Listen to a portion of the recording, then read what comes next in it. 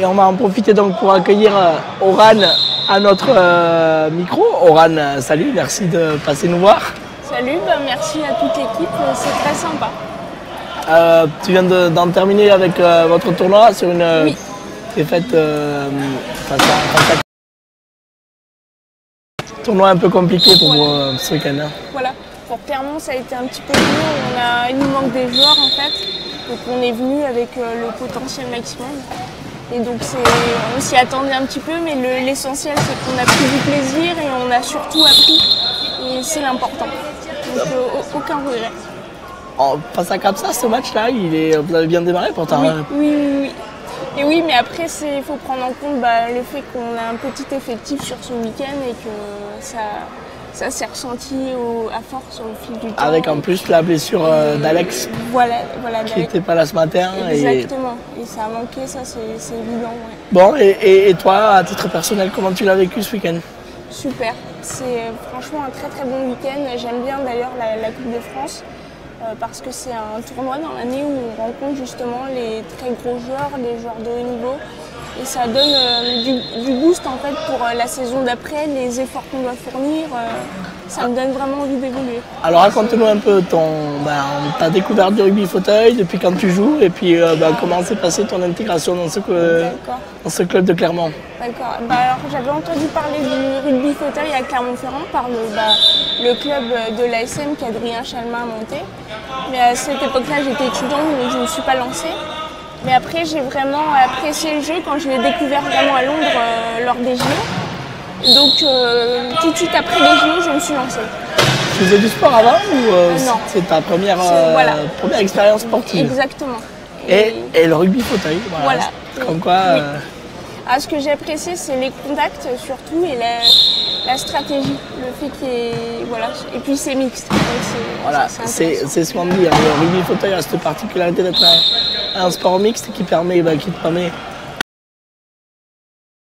de pouvoir évoluer dans un club de qualité, parce que l'ASM c'est quand même un club important et renommé au niveau du rugby, et après avec tout le travail d'Adrien par rapport à la création du club, c'est aussi une fierté pour toi, je suppose, de porter ces couleurs jaune et bleu. Tout à fait.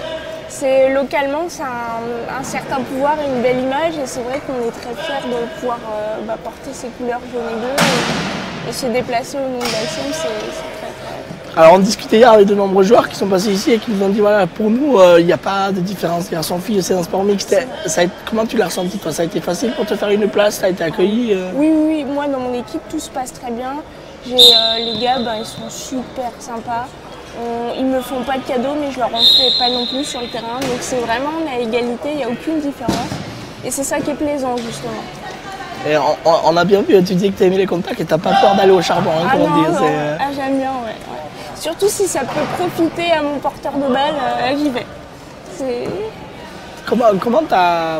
est-ce que, du coup, si t'as des... Bon, je pense que t'as beaucoup d'amis, des copines, et si une fille nous écoute, qu'elle franchisse le... Elle sent elle va voir que c'est un sport de contact, il ne faut pas qu'elle ait peur de ça. Il faut d'abord qu'elle trouve un club près de chez elle, c'est très facile en handisport, en plus on a une belle infrastructure. Et surtout qu'elle essaye, qu'elle n'hésite pas à essayer, se mettre dans un fauteuil, rouler, faire une petite partie avec l'équipe.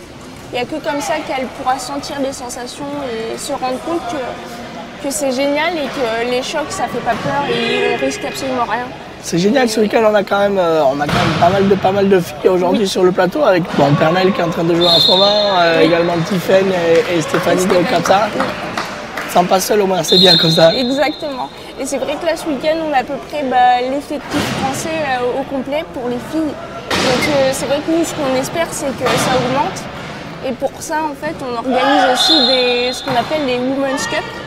Donc ce sont des tournois internationaux un peu à la mêlée, c'est-à-dire qu'il y a les filles de France qui viennent jouer et aussi des filles d'autres pays d'Europe, voire à l'extérieur, États-Unis, etc. Toutes les filles qui veulent s'inscrire. Donc ça permet de se rencontrer et de présenter aussi ce sport au niveau des filles. Non seulement l'aspect sportif et l'aspect social donc. Tout à fait, parce que c'est un grand moment d'échange.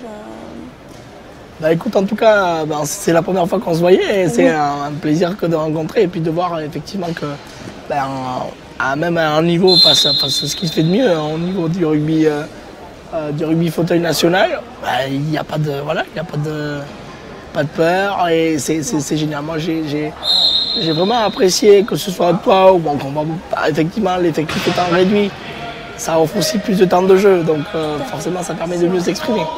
Et pour toi, je suppose que cette Coupe de France, comment tu envisages la suite maintenant? Alors maintenant, ce que je souhaite, c'est vraiment développer mes capacités physiques et mentales pour monter au haut niveau. J'aimerais vraiment continuer. En fait, ce que je cherche, c'est mon épanouissement personnel au niveau du sport et je vise le haut niveau. J'adore la compétition. Donc l'équipe de France, c'est un objectif pour toi? Pour moi, c'est un objectif. Et en même temps, en fait, je veux que cet objectif permette de développer le sport féminin au niveau des femmes handicapées. Parce que je trouve qu'on est trop peu nombreuses. C'est vrai. Et dans tout sport confondu. Le rugby, ça reste particulier, mais dans tout sport confondu. Donc je me dis qu'il n'y a que comme ça qu'on peut donner du rêve. Donc non seulement tu progresses, tu as des objectifs personnels, mais tu as envie aussi de devenir porte-parole de la cause féminine dans le sport. Oui, tout à fait. Oui. Et ça, c'est, je pense que Pernelle qui viendra tout à l'heure, parce qu'elle va enchaîner 2 matchs. Donc là, je sais, ça va être compliqué pour les Lillois, là, parce qu'ils terminent contre Toulouse. Et toi, voilà, Capsa, Toulouse, Capsa, comment tu vois les choses? À Toulouse, ils ont un beau banc. Donc du coup, mais ça peut être... Quand tu dis un beau banc, c'est un banc complet, hein, c'est ça? Ouais, et puis mais même ils sont tous très très forts, ils ont un bon... Et les deux équipes se valent aussi bien physiquement que mentalement, mais après ça va se jouer, je pense, sur des petites stratégies, c'est compliqué. Hein. Et votre match là contre Capsa, dis-moi, on en a beaucoup parlé, Riyad n'était pas là au début, vous les embêtez vraiment, hein, voilà, c'est ça. Après... Et ils ont dit, si on perd, on passe pas, donc ils ont fait rentrer papa, comme on dit. Dans votre tête, qu'est-ce qui s'est passé? Alors honnêtement, je ne pense pas que ça a mis une pression. En tout cas, moi je ne l'ai pas ressenti sur le terrain, personnellement non plus. Mais c'est-à-dire qu'après, il a un physique et on sait tous qu'il est très très bon. Donc il est très dur à bloquer. Et donc à ce moment-là, forcément, c'était... Les remises en jeu deviennent plus compliquées. Voilà, exactement. Et il vous a forcément manqué un gros point. Et c'est exactement ça. Bon écoute, en tout cas, moi c'est un ravi d'avoir fait ta connaissance. Reviens nous voir quand tu veux, évidemment. Merci. On essaiera de vous suivre un peu plus l'année prochaine et notamment de relayer, effectivement, en espérant que vous soyez de plus en plus nombreuses à pratiquer ce sport. Oui. Parce que vous avez prouvé aussi bien toutes les 4 que vous avez largement votre place sur le terrain. Et franchement, pour ça, félicitations. Je sais que l'entraîneur Olivier Cusin, qui est avec moi ce matin, a dit qu'il y avait des filles qui n'étaient pas très loin de l'équipe nationale, en tout cas de l'équipe de développement. Je te souhaite le meilleur. Merci. Et à l'année prochaine. Oui, merci. Est-ce que tu me permets juste de passer un petit mot? Alors l'antenne est à toi. Merci. C'est juste pour vous dire que en fait le 2 et 3 décembre, il y aura donc la Women's Cup à Paris, organisée par Capsa. Donc si vous avez les filles au micro, n'hésitez pas à leur poser les questions. Vous savez quoi? Et venez nombreux. On s'y rendra. C'est génial. Comme ça, on viendra faire des images et on relaiera votre tournoi. Ce serait super. Merci Oran. Merci à vous tous. Bonne continuation à toi. Passe de bonnes vacances. Oui. Et puis bonne reprise l'année prochaine et continue comme ça parce qu'il y a quelque chose à faire. Merci. Et puis vous aussi continuez parce que c'est génial. Franchement. Merci à toi. Ça fait plaisir de voir tout ça. Et voilà, alors que c'est la mi-temps. Donc on va faire une petite pause. Oui. Et on revient tout de suite après pour le début de la 3e période. Merci Oran, à bientôt. Merci.